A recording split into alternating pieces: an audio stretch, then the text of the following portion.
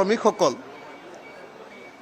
কয়লা খনিৰ গাঁতত সোমাই আছে আৰু অসম চৰকাৰে উদ্ধাৰৰ কোনো ব্যৱস্থা কৰা নাই। সৰ্বশেষত নিজে নিজে মৃতদেহবিলাক যেতিয়া উপঙি উঠিছে তেতিয়া কেৱল তেওঁলোকক গাঁতৰ পৰা উলিয়াই অনা হৈছে। মুখ্যমন্ত্ৰীয়ে নিজে কৈছিলে যে উমৰাংচুত 250টা এনেকুৱা ধৰণৰ ৰেথল মাইনিং আছে অবৈধ। কাৰ্বি আংলঙত তাতকৈ বহুত বেছি অবৈধ ৰেথল মাইনিং আছে। কিন্তু এই বিষয়বিলাকৰ ওপৰত এতিয়ালৈকে কোনো একশ্যন লোৱাৰ কোনো ব্যৱস্থা হোৱা নাই। সেইকাৰণে মই বাৰম্বাৰ প্ৰস্তাৱ দি আহিছোঁ যে অসম বিধানসভাৰ সৰ্বদলীয় প্ৰতিনিধি দল আচলতে গোটেই বিধানসভাখন আমি উমৰাংচুলৈ যোৱা উচিত আৰু শ্ৰমিকসকল উদ্ধাৰ নকৰা পৰ্যন্ত আমি তাত থকা উচিত। সকলো শ্ৰমিকক তাৰ পৰা উদ্ধাৰ নকৰা পৰ্যন্ত অসম বিধানসভাৰ সকলো সদস্য মোৰ মতে তাত থকা উচিত। আৰু তাৰোপৰি আমি তাত থকা যিমান অবৈধ কয়লা খনন আছে কাৰ্বি আংলং আৰু উত্তৰ কাছাৰ, তুলিৰাম ৰংহাং আৰু দেবুলাল গালুছাৰ, সেই অবৈধ কয়লা খনন আমি বন্ধ কৰিবৰ কাৰণে সকলো যোৱা উচিত, চোৱা উচিত আৰু বন্ধ কৰা উচিত, যাতে এনেকুৱা ধৰণৰ দুষ্কাৰ্য অসমত চলি থাকিব নোৱাৰে।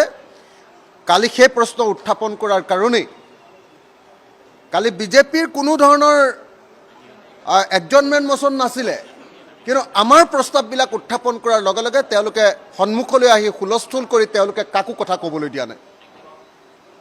কালি আমি প্ৰথমবাৰৰ কাৰণে দেখিবলৈ পালোঁ যে চৰকাৰী পক্ষৰ বিধায়কসকলে কোনো তেওঁলোকৰ নিজৰ প্ৰস্তাৱ নাই, এডজৰ্ণমেণ্ট মোচন নাই, তেওঁলোকৰ সদন স্থগিত প্ৰস্তাৱ নাই, অথচ আনে উত্থাপন কৰা প্ৰস্তাৱটো যাতে আলোচনা হ'ব নোৱাৰে তাৰ কাৰণে গোটেই সদনখন অচল কৰি পেলাইছে।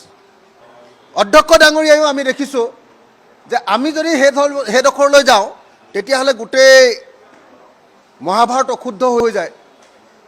কিন্তু কালি যেতিয়া প্ৰথমতে চৰকাৰী পক্ষৰ মানুহে গৈ সেই হুলস্থুল কৰিছে তেওঁলোকক কিন্তু কালি সদনৰ পৰা উলিয়াই দিয়াৰ ব্যৱস্থা গ্ৰহণ কৰা নাই। এইটো দুৰ্ভাগ্যজনক বুলি আমি ভাবোঁ। APSC সম্পৰ্কত আৰু এটা কথা কোৱাৰ প্ৰয়োজন আছে। APSCৰ বিপ্লৱ কুমাৰ শৰ্মাৰ যি প্ৰতিবেদন, সেই প্ৰতিবেদনৰ দুটা মূল ৰিকমেণ্ডেশ্যনছ, এই দুটা কাৰ্যকৰী কৰাৰ ব্যৱস্থা কৰিব লাগে। ৰাকেশ পালৰ দিনত হোৱা এপইণ্টমেণ্ট CCE 2013 আৰু CCE 2014 আৰু অন্যান্য যিবিলাক নিয়োগ, সেই নিয়োগবিলাক সামগ্ৰিকভাৱে বাতিল কৰাৰ ব্যৱস্থা গ্ৰহণ কৰিব লাগে। এইটোৱে হ'ল বিপ্লৱ কুমাৰ শৰ্মাৰ প্ৰতিবেদনৰ মূল কথা। গতিকে বেলেগ চালেবোৰে ক'বৰ কথা আমাক নালাগে। মূল কথাটো হ'ল যে ৰাকেশ কুমাৰ পালৰ দিনত নিযুক্তি পোৱা সকলো বিষয়াক তেওঁলোকৰ নিযুক্তি বাতিল কৰা হ'ব নে নহ'ব এইটো বিধানসভাত সিদ্ধান্ত ল'ব লাগে। যদি বাতিল কৰা নহয় তেতিয়াহ'লে জানিব যে বিজেপিৰ মুখ্যমন্ত্ৰী জড়িত থকাৰ কাৰণে তেওঁলোকক বাতিল কৰিব খোজা নাই, হিমন্ত বিশ্ব শৰ্মা নিজে জড়িত থকাৰ কাৰণে তেওঁলোকক বাতিল কৰিব খোজা নাই।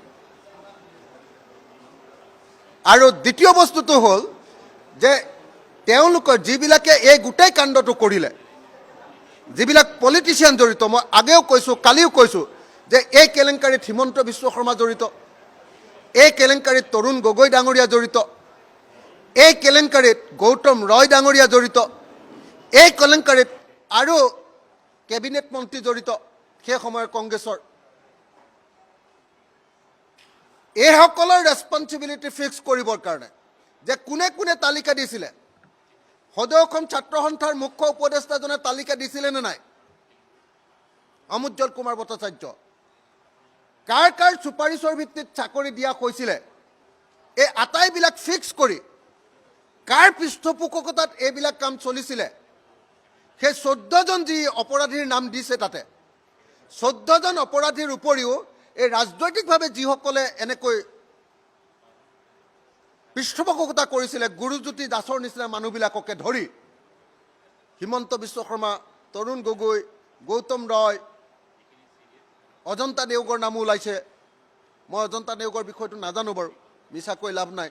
মই যেতিয়া অনুসন্ধান কৰিছিলোঁ সেই সম্পৰ্কে জনা নাছিলোঁ। হ'ব পাৰে কালি ভূপেন বৰা ডাঙৰীয়াই কৈছে যে অজন্তা নেওগো তাত জড়িত। আৰু এজন কেবিনেট মন্ত্ৰী জড়িত আছিলে কংগ্ৰেছৰ দিনৰ, আমি সকলোৱে জানো।